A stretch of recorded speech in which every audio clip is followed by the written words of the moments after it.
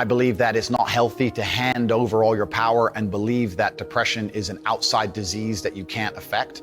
I know that when I've had difficult periods in my life, and also many of my friends, like I've said, suffer from PTSD and been through terrible things. I've lived a very difficult life, and I know people who have, that the things that made them feel better is when they woke up and said, you know what, I'm not gonna allow this to damage me anymore. I'm gonna take responsibility. I'm gonna get up and I'm gonna fight this as hard as I can.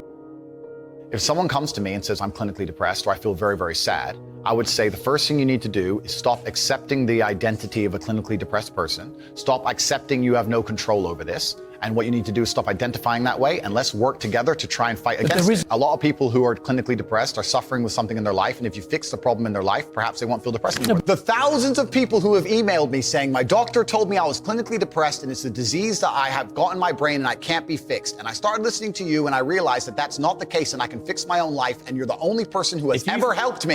I believe feeling depressed is real. I do not believe it's a disease that you catch from the sky and you cannot affect. I believe that no matter what happens, I believe you have control of your own mind and you can fight against it. I believe if you change your circumstances in your life, you may feel different. I'll give you a quick example. I had a guy who emailed me saying he was clinically depressed and he was going to kill himself. I obviously am not a psychiatrist, I'm not a doctor.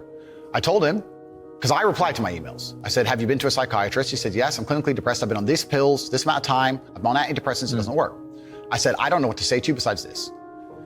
And he said he lost his girlfriend, that's why I became clinically depressed. I said, listen, go to the gym, get a six-pack first. Once you've got a six-pack, email me again. If you still feel like killing yourself, I don't know what else to say to you. But I'd say, strong body is a strong mind, go train.